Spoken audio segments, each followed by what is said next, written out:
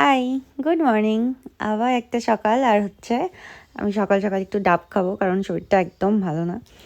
তো এই যে সকালবেলা একটুখানি ডাবটা কেটে দিচ্ছিলো আন্টি, আর এই যে ডাবটা আমার খেতে ভীষণ ভালো লাগে। আর সকাল সকাল দেখলাম বাজারও এসে গেছে আমার চিংড়ি মাছ, অন্যদের মাছ, আর চিংড়ি মাছের সাইজগুলো খুবই বড় বড় ছিল। আমি তো দেখে খুশি হয়ে গেছি। এই দেখে একটুখানি বেরিয়েছিলাম, একটুখানি কেনাকাটা ছিল, তাই জন্য ফার্স্ট গেলাম বাজার কলকাতা।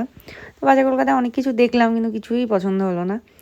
তো আর কি অনেক দিন ঘুরে ঘুরে দেখলাম, বেশ দামগুলো রিজনেবল ছিল কিন্তু পছন্দ কিছু হচ্ছিল না। তো অনেক কিছু দেখলাম, একটা একটা যেটা পছন্দ হলো সেটার আবার সাইজ হলো না, কারণ আমার তো সাইজটা খুব একটা ছোট নয়, ওই জন্য এক্সেল ছাড়া আর গায়ে ঢুকছে না। তো তারপরে ওখান থেকে বেরিয়ে পাশে একটা ট্রেন্স ছিল, তারপর ভাবলাম একটুখানি বারুইপুরের ট্রেন্সে যাই, ওই জন্য বারুইপুর গেছিলাম। আর বারুইপুরের ট্রেন্সে গিয়ে দেখলাম যে সেই অফারটা চলছে আর বেশ পছন্দও হলো।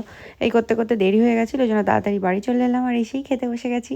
আর লাঞ্চে আজকে বিশাল মেনু ছিল, ডাল, চিংড়ি মাছ, চিকেন, আর আমি একটুখানি স্যালাডও কেটে নিয়েছিলাম, আর অন্যদের তো মাছ ছিলই। যাই হোক, এই যে খেতে বসে গেছি। আর খেতে বসে একটুখানি গল্প স্বল্পও চলছিল, বেশ ভালোই গেল দিনটা। আর খাওয়া দাওয়া যেহেতু ভালো ছিল, খাওয়া ভালো হলে মনটা তো ভালোই হয়ে যায়। আর এই যে চিংড়ি মাছটার সাইজ কি খুবই সুন্দর, আর চিংড়ি মাছটা যেহেতু খোসাগুলো ছিল ওই জন্য আমাকে খোসাটা ছাড়িয়ে দিচ্ছিল। আর এই যে সাইজটা, আর খুব টেস্টি হয়েছিল চিংড়ি মাছটা। দুপুরবেলা একটু ঘুমালাম, তারপরে উঠেই পিঠে বানাতে লেগে গেছিলাম। আজকে ছিল হচ্ছে ওই হাতঝাড়া পিঠে আর পাটিসাপটা।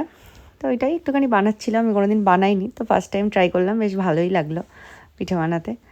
তারপরে পিঠে টিঠে বানিয়ে নিয়ে 1 কাপ চা বিকালবেলা। চাটা খেয়ে আমি যেগুলো এনেছিলাম সেগুলো এবার দাঁড়াও তোমাদেরকে একটুখানি দেখাই। এই যে খুব সস্তায়ও পেয়ে গেছিলাম, আর এই পরে পরে দেখাচ্ছিলাম, সবাইকেও দেখাচ্ছিলাম। তো ভাবলাম একটুখানি ভিডিওও করি।